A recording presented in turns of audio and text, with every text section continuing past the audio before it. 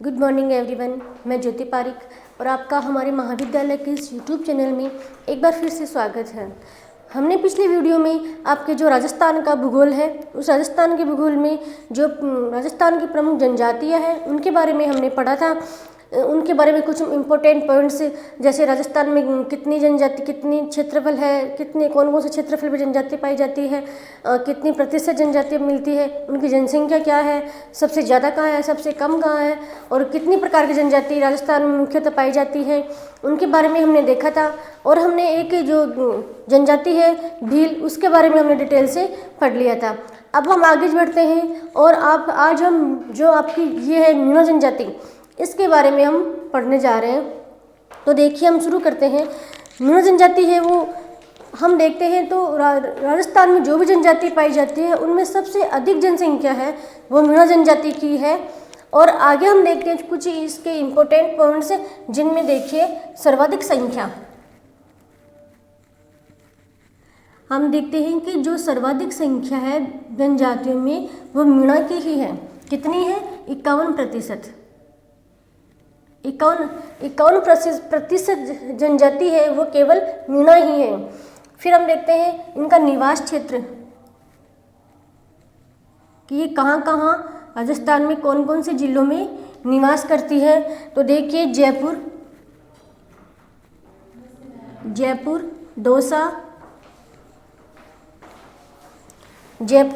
दौसा, सवाई माधोपुर,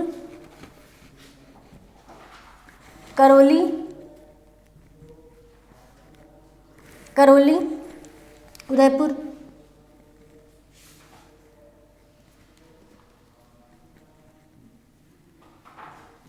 उदयपुर। इस प्रकार से ये जो मीणा जनजाति है उसका मुख्य क्षेत्र है आपके राजस्थान में उत्तर पूर्व का जो मैदान है, उस पूरे मैदान में राजस्थान की जो जनजाति है मीणा वो पाई जाती है। उत्तर पूर्वी मैदान में कौन कौन से जिले हैं? जयपुर, दौसा, सवाई माधोपुर, करौली और उदयपुर। ये इनका निवास क्षेत्र है। आगे हम देखते हैं इनकी उत्पत्ति के बारे में हम देखें तो इस पौराणिक आधार पर हम देखते हैं इनकी उत्पत्ति का जो पौराणिक आधार है उसमें बताया गया कि ये मत्स्य अवतार है। मत्स्य अवतार, ठीक है। फिर आगे हम देखते हैं इनके प्रकार। इनके 2 प्रकार हैं। पहला है जमींदार मीणा और दूसरा है चौकीदार मीणा। ठीक है। हमने यहाँ तक देखा कि जो आपकी ये मीणा जनजाति है वो राजस्थान में सबसे अधिक पाई जाती है। कितनी? 51%। फिर इसका हम निवास क्षेत्र देखते हैं तो राजस्थान का जो उत्तर पूर्वी मैदान है उस पूरे मैदान में ये मीणा जनजाति पाई जाती है, जिसमें जिले हैं जयपुर, दौसा, सवाई माधोपुर, करौली और उदयपुर। इन जिलों में ये जनजाति हमें देखने को मिलती है। फिर इनकी उत्पत्ति के आधार पर हम उत्पत्ति को देखते हैं तो पौराणिक आधार पर इनको मत्स्य अवतार माना गया है। और ये 2 प्रकार के होते हैं, जमींदार मीणा और चौकीदार मीणा। ठीक है। अब हम आगे बढ़ते हैं और इनकी इस जनजाति की जो कुछ विशेषता है उसके बारे में उसको हम देखते हैं।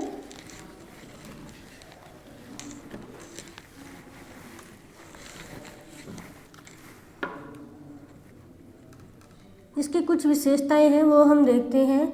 जैसे ये जो मीणा जनजाति होती है इसके जो लोग होते हैं वो बहुत हष्ट-पुष्ट और बहादुर होते हैं।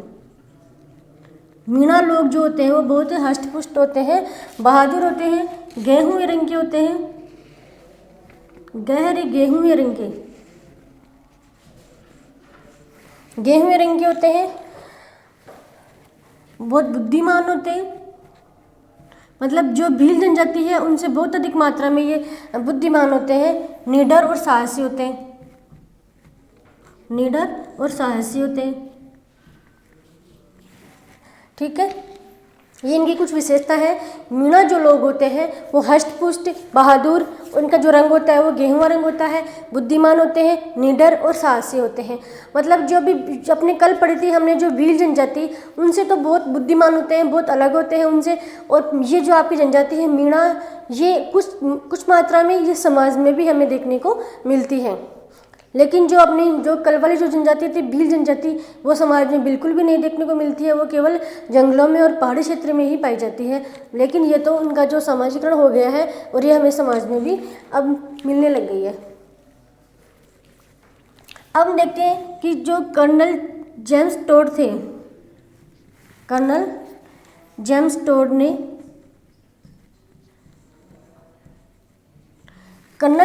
ने क्या कहा, मीणों का जो मूल स्थान है, मीणों का मूल स्थान इन्होंने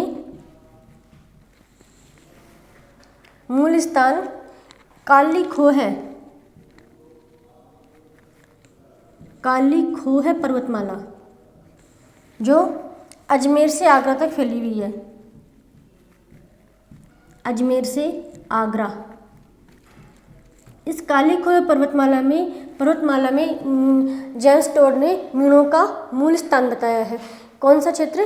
काली खोह पर्वतमाला है जो अजमेर से लेकर आगरा तक फैली हुई है। इस क्षेत्र को कर्नल जेम्स टोड ने मीणों का मूल स्थान बताया है।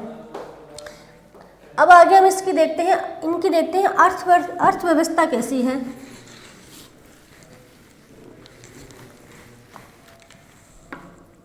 अर्थव्यवस्था,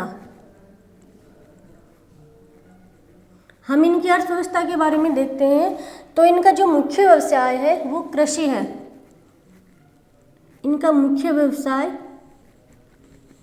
कृषि, मीणा अधिकतर लोग हैं वो कृषि कार्य करते हैं। फिर हम देखते हैं कि ये जो कृषि करते हैं वो किस किस फसलों की कृषि करते हैं। तो ये करते हैं मक्का,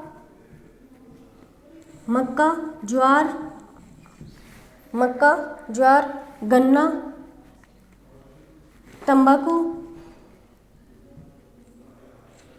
तंबाकू, कपास, गेहूँ, जौ, इन सभी फसलों की ये कृषि करते हैं।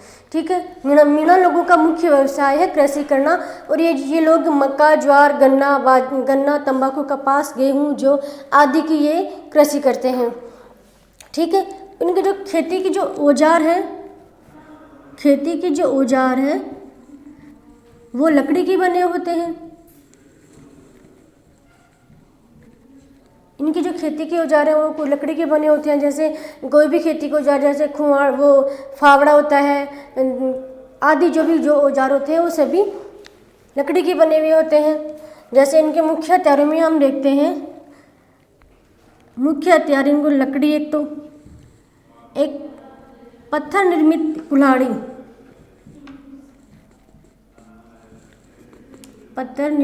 कुल्हाड़ी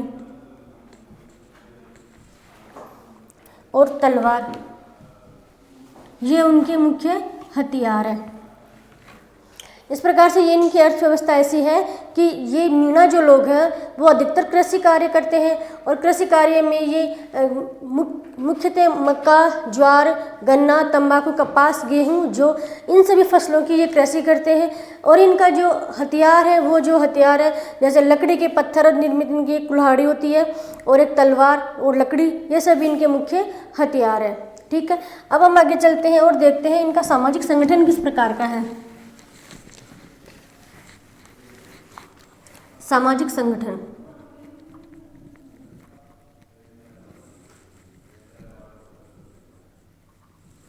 इनका हम सामाजिक संगठन देखते हैं तो इनका जो समाज है वो पितृसत्तात्मक समाज है।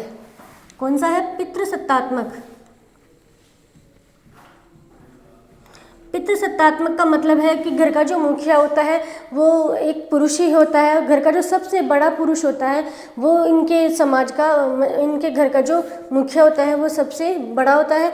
और इसलिए इनका जो समाज है वो पितृसत्तात्मक समाज है। परिवार का नेतृत्व जो करता है वो वयोवृद्ध, जो सबसे बड़ा होता है परिवार में, वो परिवार का नेतृत्व करता है। फिर है इनमें लड़की वालों को, मतलब इन मीणा समाज में लड़की की जब शादी की जाती है, लड़के का जो विवाह किया जाता है, उस विवाह में दापा देने की प्रथा है। मतलब कुछ रुपए लड़के वालों ने लड़की वालों को दिया जाता है। इस प्रकार इनके समाज में एक दापा देने की प्रथा है। और इनमें मृत्यु भोज का भी रिवाज है। मृत्यु भोज, इस प्रकार से इनका ये सामाजिक संगठन है कि इनका जो समाज है वो पितृसत्तात्मक समाज है। घर में सबसे बड़े जो मुखिया होता है उसी की परिवार में ये वो ही परिवार का नेतृत्व करता है। और इसमें विवाह के समय लड़की वालों को कुछ आर्थिक धन देते हैं। इस प्रथा को दापा कहते हैं। इनमें दापा प्रथा प्रचलित है और मृत्यु भोज भी मीणा समाज में प्रचलित है। इस प्रकार से ये इनका सामाजिक संगठन है। आगे हम देखते हैं इनकी वेशभूषा।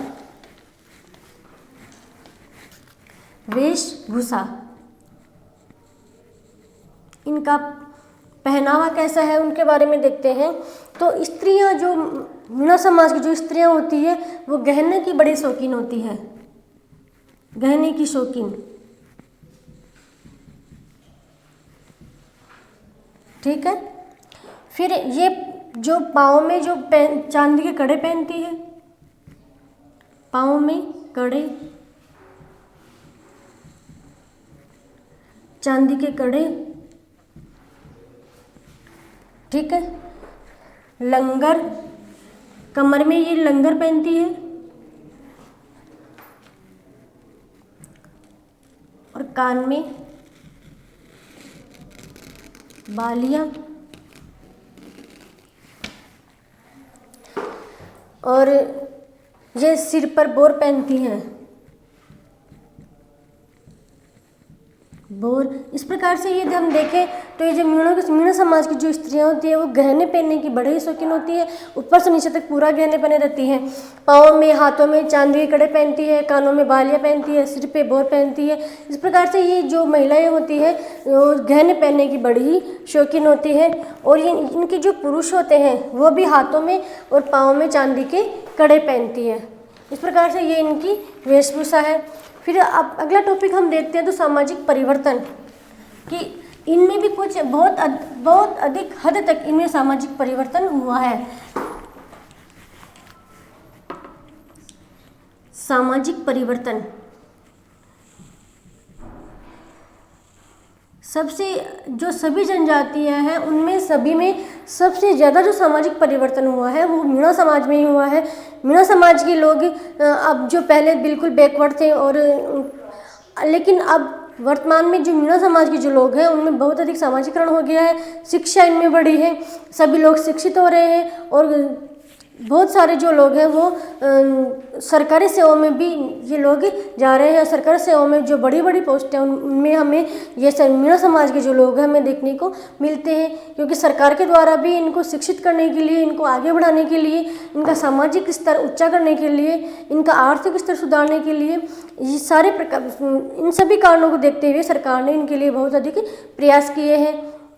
तो देखिए इनका जो सामाजिक परिवर्तन है तो उसमें हम देखें तो जो पहले के जो लोग थे वो बिल्कुल ही अशिक्षित थे, उनका कोई सामाजिकरण नहीं होता। वो भी भील समाज की तरह ही थोड़ा बैकवर्ड थे, समाज से बाहर रहते थे। लेकिन अब वर्तमान में इनमें बहुत अधिक सामाजिकरण हो गया है, ये लोग शिक्षित हो रहे हैं। और जो पहले की जो पीढ़ी थी वो बिल्कुल अशिक्षित थी, लेकिन आज की जो वर्तमान पीढ़ी है इनकी जो शिक्षित हो रही है और सरकारी सेवाओं में ये अपनी भागीदारी पूरी तरह से निभा रहे हैं। इस प्रकार से इनका सामाजिकरण हुआ है, बहुत ही अच्छी प्रगति कर रहे हैं ये लोग, और इनके जो ये भी शिक्षित हो रहे हैं। और इस प्रकार से कुल मिला के हम देखें तो सभी जनजातियों में ये लोग बहुत ही अधिक इनका सामाजिकरण हुआ है। हमने आज ये आपकी मीणा जनजाति है वो पूरी कंप्लीट कर ली है। आगे हम कल की वीडियो में हम एक नया टॉपिक लेके आ रहे हैं। तब तक के लिए धन्यवाद।